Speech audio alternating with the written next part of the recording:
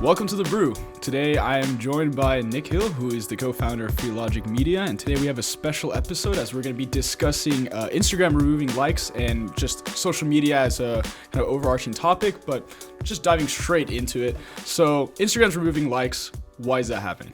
Well, Instagram's not fully removing likes. They're removing the like counters on people's pages. So this is something that they've been testing for over the past year throughout different countries. Yeah, they did a huge pilot test in Australia, and it was very successful. Right, and they started in Canada and stuff too, and all over the world basically, right? So now it's the US's turn. They started this week, started rolling it out, and a lot of people believe that the conversation around this started around mental health, because Instagram and other social media platforms were getting a lot of flack for creating environments that contributed to people's mental health being affected negatively, right? So that's what stems around it. But I think on another point of view, Instagram could also be doing this for themselves to look good. Yep.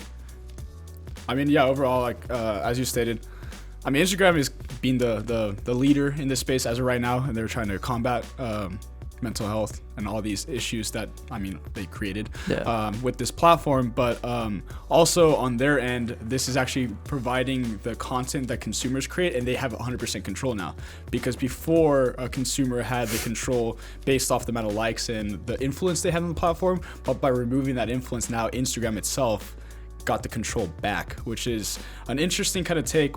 But at the same time, this is the press conference and everything that they're pushing, the way that the CEO of Instagram was stating it. This is to combat mental illness, and as he stated, it was to create his ultimate vision, right, is to create this kind of platform that depressurizes this social context that's been created, where individuals can technically bully or compare each other, or all this kind of negative connotation that's been created.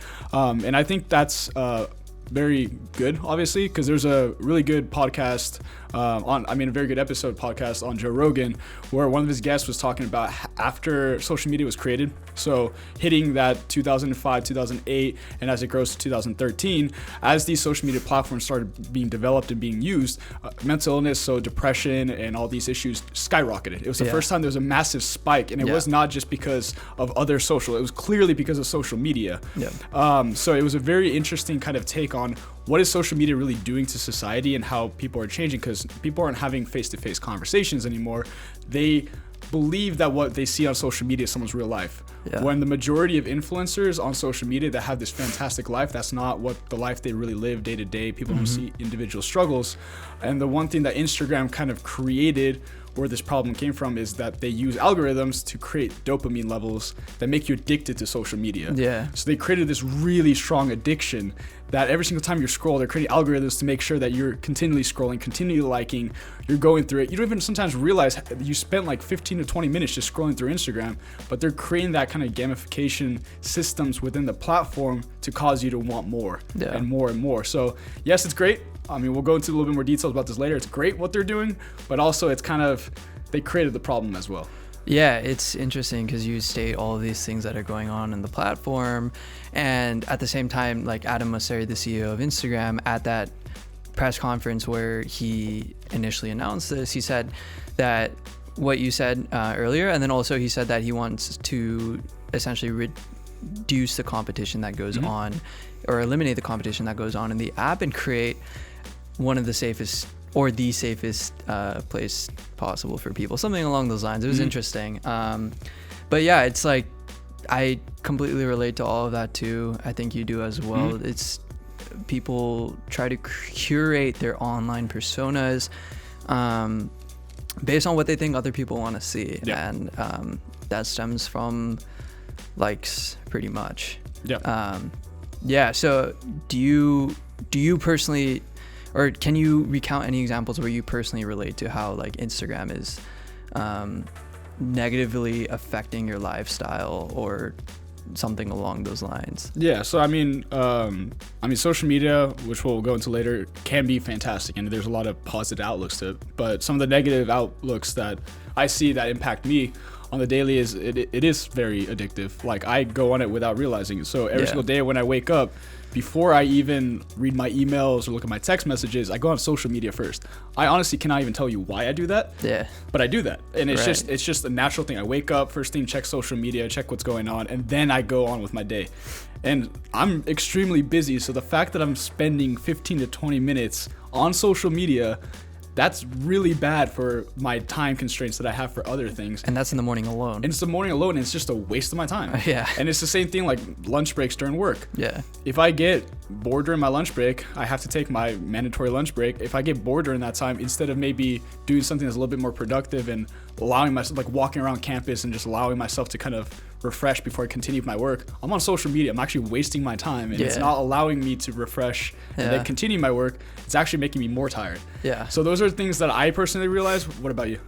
Yeah, so it's gotten to the extent where I have to pretty much delete Instagram off of my phone every night and then reinstall it the next night and Yep. then delete it again at the end of the night, because pretty much the same thing for me, right? Like I wake up, pick up my phone because my alarm's on my phone, and then it's like, oh, there's an Instagram notification, or it's just like wired in my brain. Like I've also hidden Instagram like very far down, like in like 2 different folders in my app store, and like it's wired in my brain to like put my fingerprint on, swipe up, swipe right 2 times, and then click. I know exactly where the app is, Yeah. right? And it's just like, and then I just mindlessly scroll down for like 5 minutes before I'm like, shit, I'm late. You know? And yeah, it's just weird. Like the way that they've designed it, like you said, it's kind of, things become automatic like that, you know? And you're not thinking about it. It's just muscle memory, and at that point, and then time just flies by, and you don't realize anything. And at the same time, that's the way that they designed it is that every single time you get a like, the dopamine levels grow. So you get more and more addicted to it. The notifications that come up, you just get more and more addicted to it. Right. The comments and engagements, you get more and more addicted to it. And then you Yeah. create notifications for everything. Yeah. Unless you manually go in there and if you go into that notification list that you can turn off, Yeah. there's so many things you can turn off. Yeah, exactly. Yeah, and I mean, to combat that, like I've started posting less, but then I started posting more in stories, Yep. and that's just a whole different problem. Yep. When it comes to stories, it's not even likes for me. It's like just seeing, for some reason, I just want to keep seeing how many people have seen my story for absolutely no reason. It really doesn't matter, right? So, yeah. Have you done anything to combat it yourself? I tried to be a little bit more disciplined and just try to stay away from it. That doesn't always work, but the reason why I don't personally want to delete social media platforms and all that is, at least for me personally, I know myself well enough. If I delete it, it's kind of me telling myself that I'm not capable of staying away from it.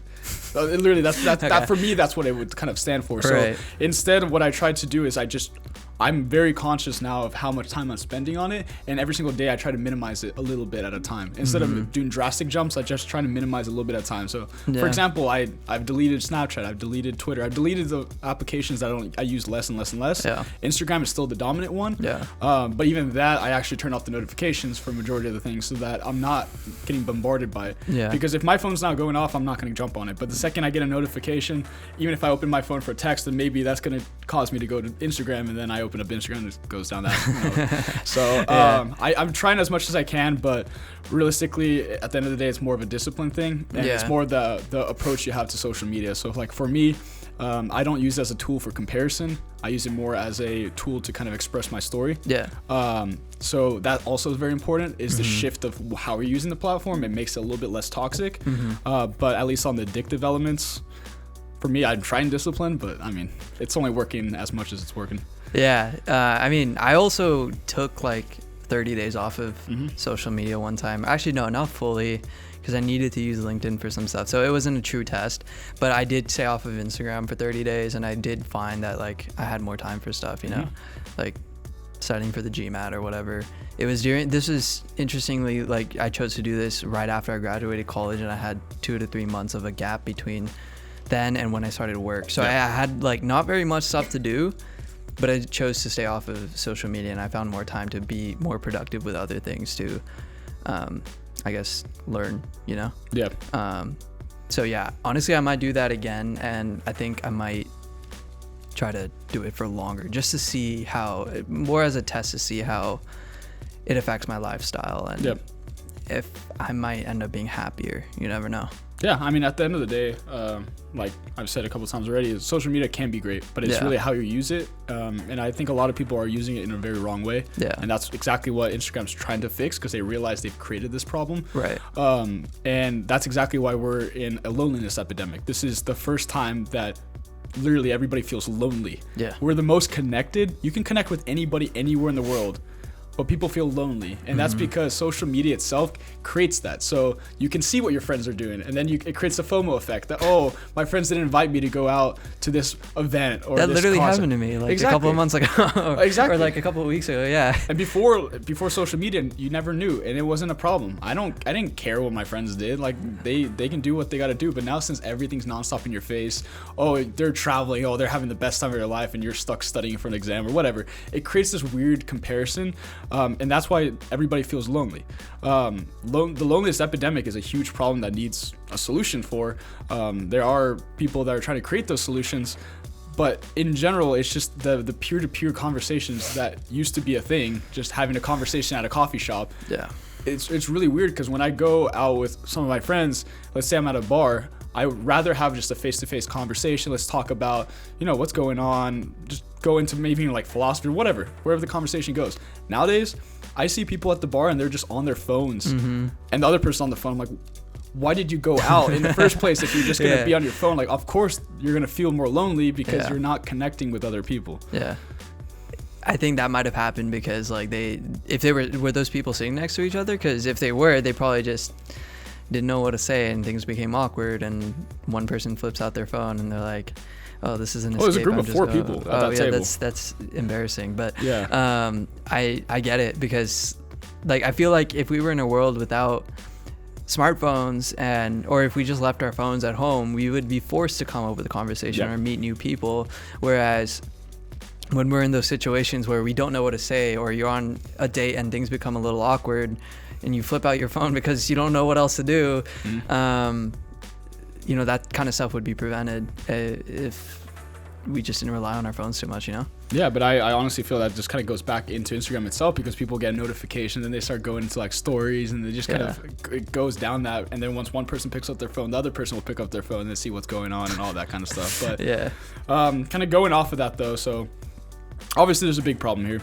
Instagram's trying to solve it, removing likes, but what does that really mean for the platform? What does that mean is going to happen? So at least in the positive side of it, what I think is going to happen is that instead of accounts or individuals posting what's going to get likes or what they think is going to do well away from what they're genuinely doing, it's going to go way back into storytelling about what you actually care about. It's also going to go more towards thought leadership, so what you believe in. It's going to provide businesses outlets to kind of create this community effect, and people actually following or engaging with people based off of if they actually care about it, not because that person's an influencer and it already has 10,000 likes or whatever, and that's the only reason why you like it. So I think it's going to create more authenticity on the platform. But I think the other side of the equation, by them removing likes, like I said, it gives the power back to the platform, and I think the repercussion of that is going to be advertisements.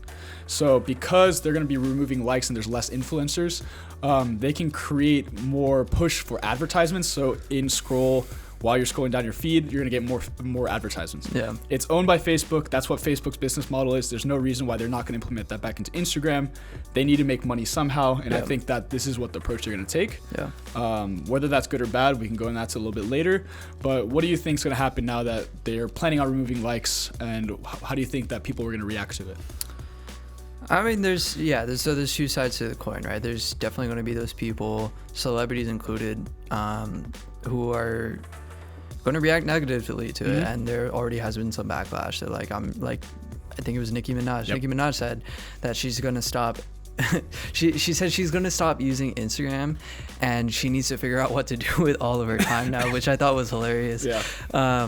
But so yeah, you got people like that who basically only go onto Instagram for the likes, right? Mm-hmm. They feel like the only purpose is for the likes. And then on the other side, people and brands are going to become more authentic. Like people, like for example, I used to post covers and stuff on Instagram and YouTube, and likes were a big factor of what I ended up posting. Yep. Like I would retake things like 5 times, 6 times, 7 times just to get it good enough where I was like, this will get enough likes. This was like 3-4 years ago, and then I haven't been posting since then, but I feel like once this rollout fully happens, I will be a little more motivated to start posting on the platform again, because I'm less afraid of being judged by the number of likes I get. It'll motivate somebody like me or another creator, another artist to just put their stuff out there and use Instagram more as a portfolio of like, this is what I have to offer, this is what I want to express, this is what I want to show you, and take it as you may, right? Yeah. And then brands, on the other hand, will start be more focused on creating a story around their products and their services, and just overall, I think things will just be a lot more authentic. I definitely see that. Do you think that the amount of content going to get pushed out is going to decline, or do you think it's going to be the same as it is right now? That's interesting, honestly. Like, I think overall, I feel like it might decline a little bit, but from individual contributors, depending on who it is, I feel like there will be an increase. Just like if we go back to my own example, I would definitely post a little bit more, just photos of my everyday life or whatever, not caring how perfectly curated I made it on Lightroom or Photoshop, right? Yeah.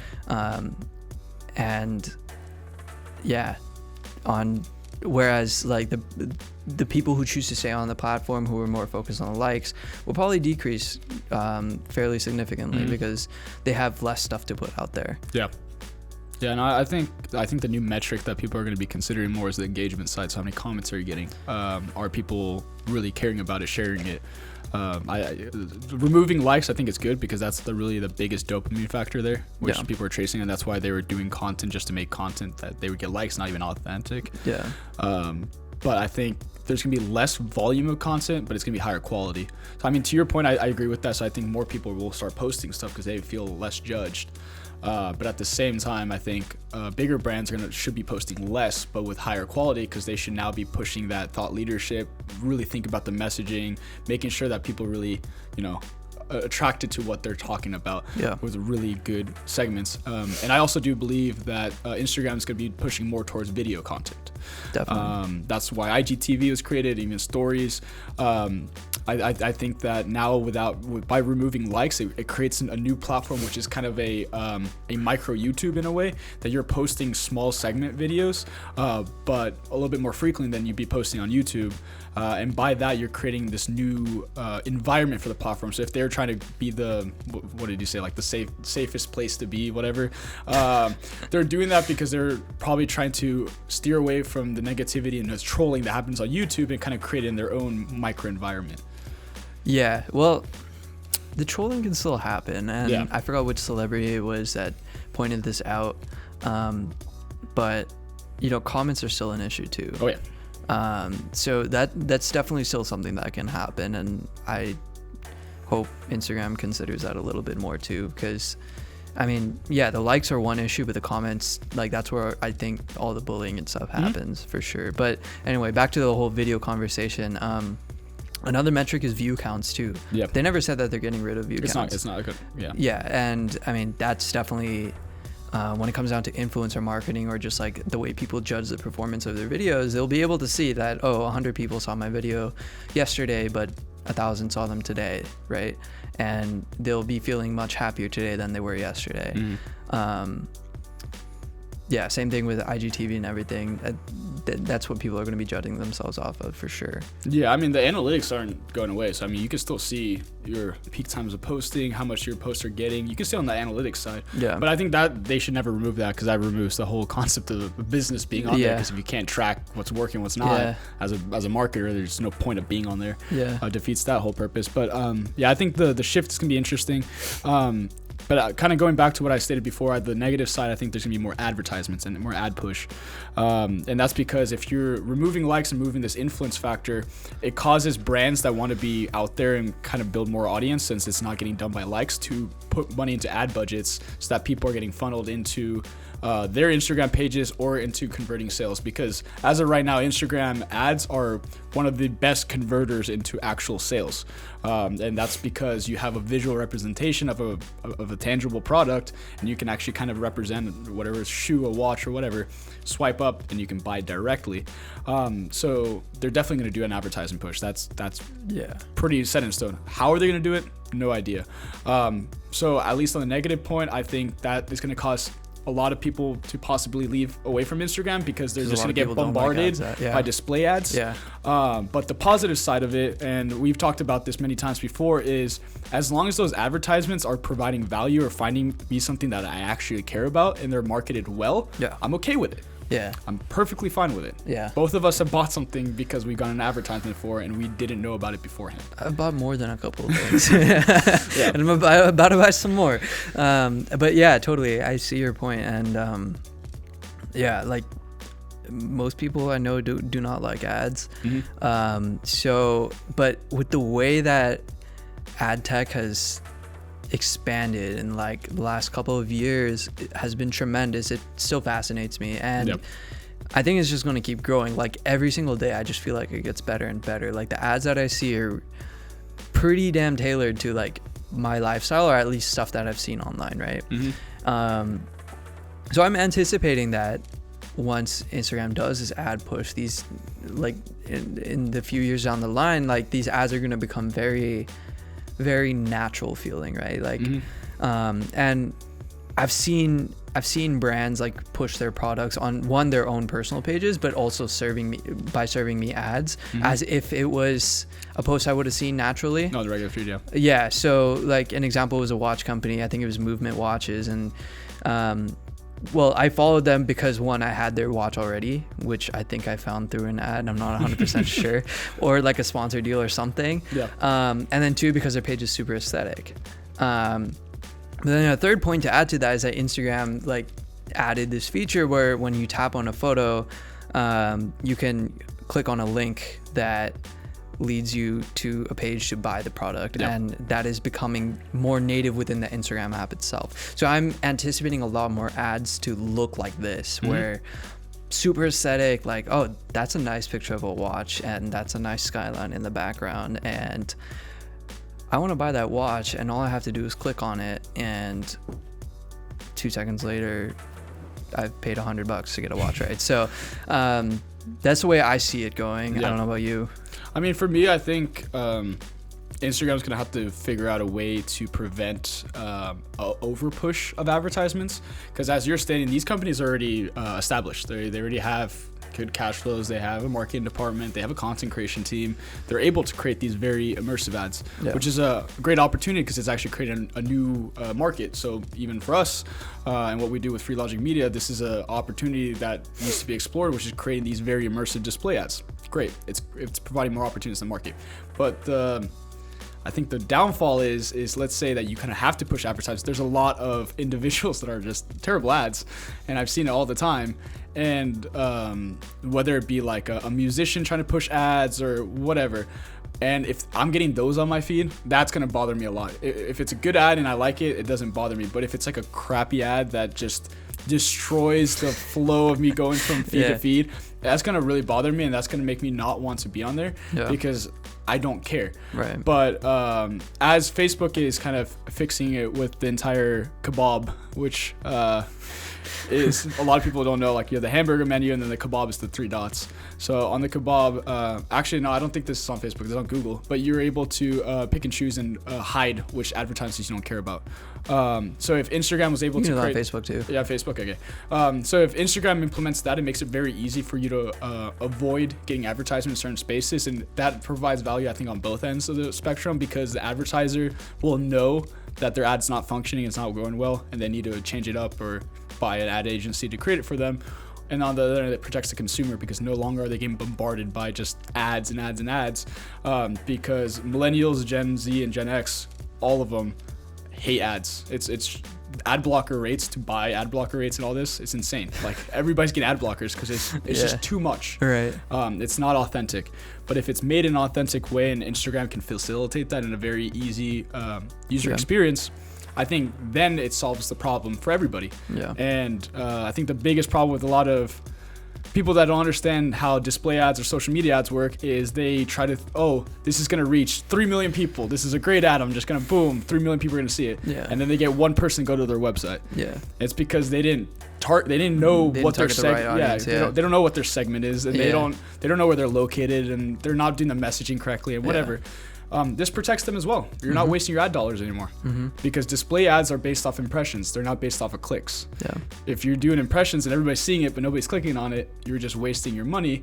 So I think that way it kind of protects both and allows Instagram to be a profitable business. At the end of the day, it's a free platform, but they need to make money somehow. I think that would be a win-win. Yeah, totally.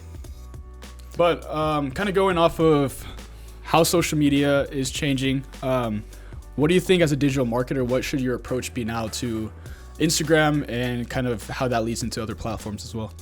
Again, I think brands should focus more on creating a story and authenticity. Definitely planning out their content and making sure that everything that they post connects to each other to like form one major story. So like an Instagram feed is the book, and each post, I guess you could say, is like a chapter or a page in the book. That's the way I think it should be on Instagram at the very least, and same with other platforms as well. And there's TikTok and stuff is on the rise, so I know a lot of people are probably posting randomly on there, but there's also a lot of people who are creating stories around their personality on that platform. So if like people are dancing, if there's like somebody who's dancing on TikTok and his brand is around dancing, then the rest of his post should be focused around that like personality type, to attract that audience that wants to see that kind of stuff. You know what I mean? Yeah, definitely. I mean, I think the one thing also by Instagram removing likes, I think digital marketers should keep in mind that if one platform's doing it and they're now kind of the leaders in that space, and like we applaud them for taking that step forward and realizing that this is a problem, we're trying to create a solution for it.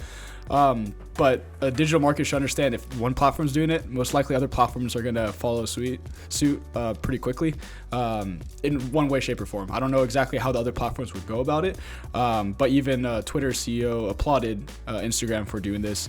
So you can kind of see that other platforms will follow it. That means that your strategies that you're doing now might not work that much. So my recommendation to digital marketers or digital strategists is 100% authenticity and brand storytelling. So instead of you posting a lot of content that's just to get likes, now you should be creating a story and kind of getting the community to buy in and become loyal to what you're doing.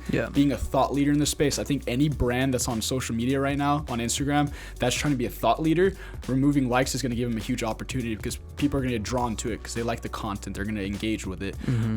As for other platforms, I would say they should really follow what the trends are and where things are declining, what the audience segments are. So Facebook, the primary segment's 45-year-old mothers.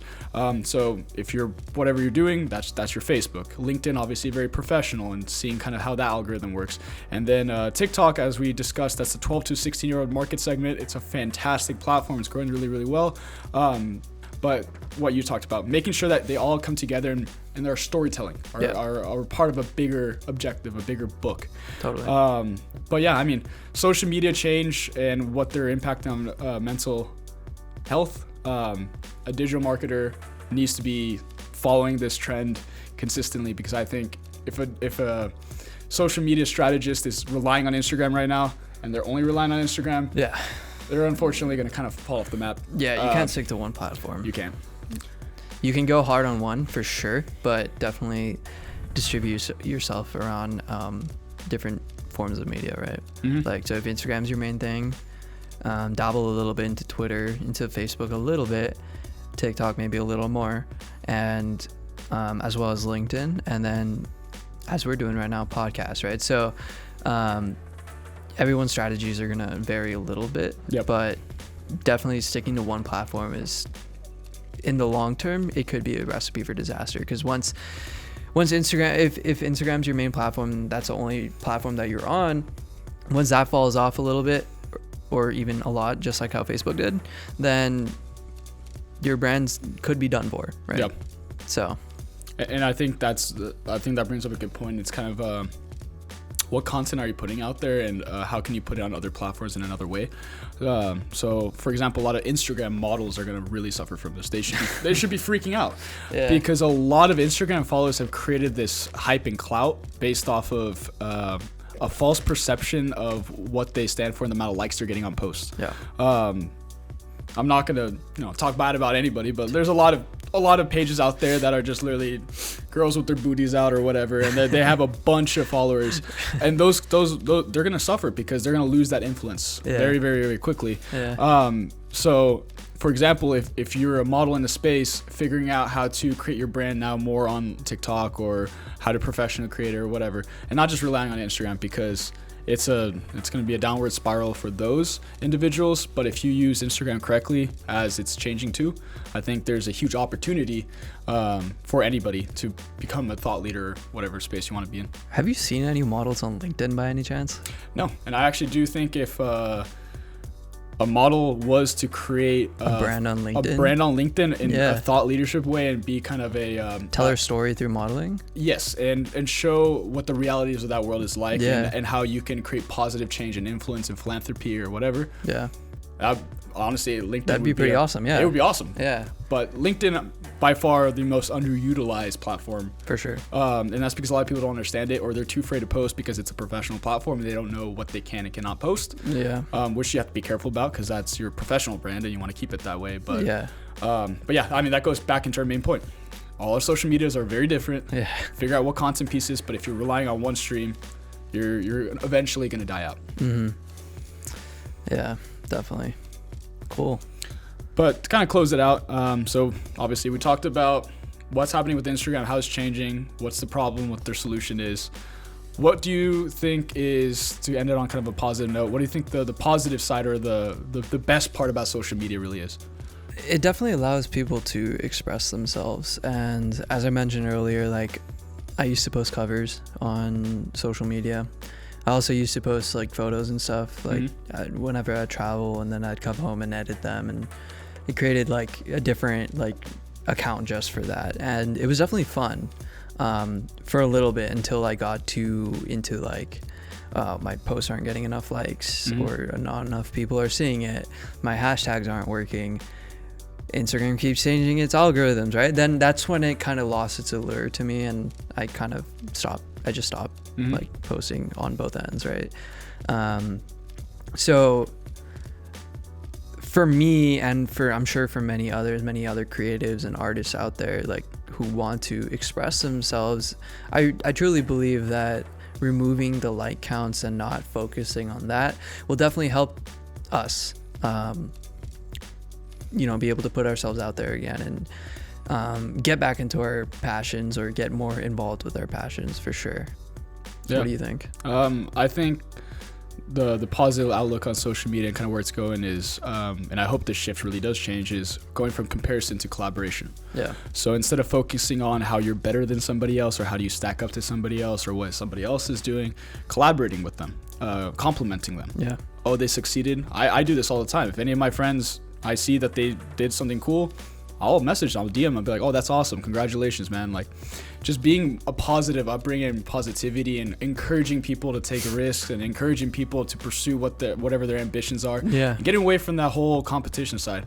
If social media does this shift towards collaboration, and instead you find somebody who, for example, you're an artist, and you find somebody who's a really good content creator, just hitting them up like, man, I love your work, congratulations on that, and then making that into a collaboration project. Now you can get a music video or something like that.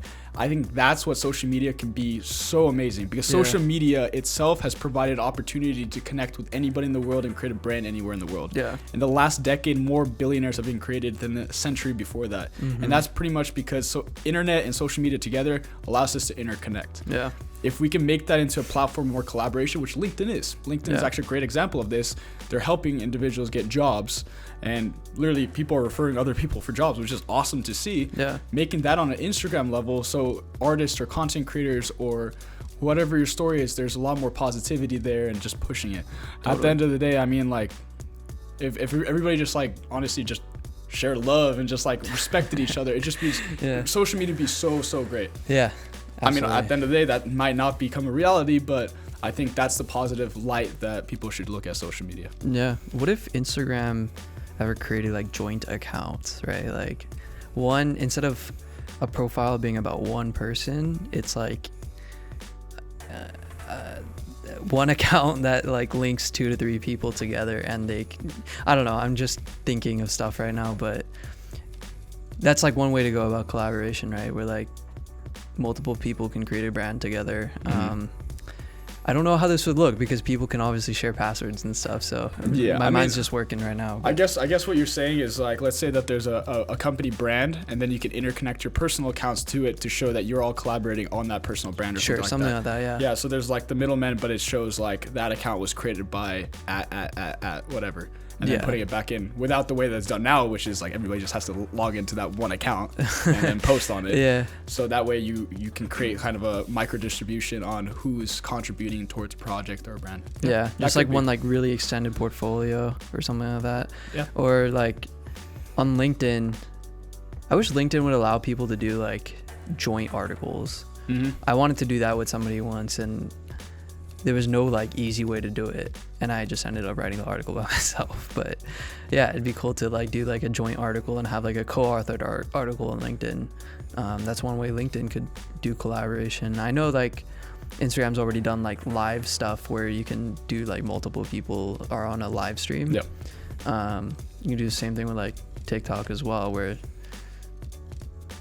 anyway, we're gonna go off on like a crazy tangent here. Yeah, but I mean, going back to your point and going back to my point as well, it's if they promoted more activities like that for collaboration, it'll shift it away from the comparison and the mental illness side to more collaboration and more networking. And then I think the last piece that social media should really, all the social media platforms should take into note is, how do we get individuals? I know this is kind of counterintuitive to what their business model is, because they want people to stay on it as long as possible, but how do we get people to kind of connect outside of the platform, and how do we get them to talk in person? How do we get them to meet up and stuff like that? Honestly, I feel like if Instagram really does care about people's mental health, they will shift towards that. We have yet to see if they will, but like it'd be pretty awesome to see that. I think it would be awesome to see that, but at the end of the day, they're still a business. They still got to make profits. That's their end goal. Even they can say what they want, they got to make money. So we'll see where that money kind of drives them at the end of the day. Yeah, I mean, they're creating like hardware now, right? Like they got what is it called, Portal or something, like the video thing. So just watch them like create more physical stuff in our everyday life, and oh boy. It'll get interesting. And we'll talk about data privacy another time, because I can go on that for days and days and days, because at the end of the day, everybody will give up their privacy for convenience, and that's simple as that. That's why everybody has their Facebook login for like 20 different websites, because they're just too lazy to create passwords and accounts, and now Facebook has all your data. But we're not going to go into that right now. And I think just to close it all out, once again, I applaud Instagram for what they're trying to do. We'll kind of follow up as they're going. We'll definitely have more conversations about this, and writing out an article and kind of talking about the full picture of where we see social media going. Yeah, absolutely. Awesome. Well, thank you for tuning into The Brew. It's a great episode. Thank you, Nikhil, for joining me. Thanks for having me. Of course. Awesome.